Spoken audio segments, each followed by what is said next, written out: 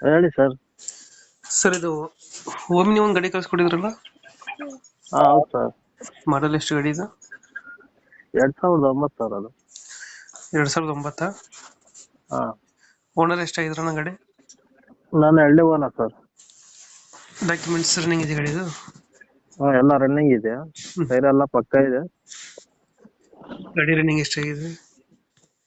ಗಾಡಿ ರನ್ನಿಂಗು ಒಂದು 77 ಚಿಲ್ಲರೆ ಆಗಿದೆ ಸರ್.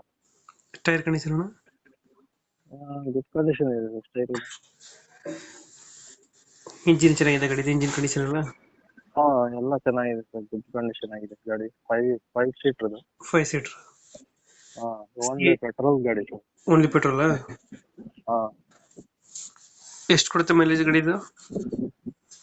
ಅದು ಗೊತ್ತಿಲ್ಲ ಸರ್, ಅದು ಮೈಲೇಜು ನಮ್ಮ ಅಣ್ಣನ್ ಗೊತ್ತಿದೆ. ಎಕ್ಸ್ಟ್ರಾ ಫಿಟ್ಟಿಂಗ್ ಏನು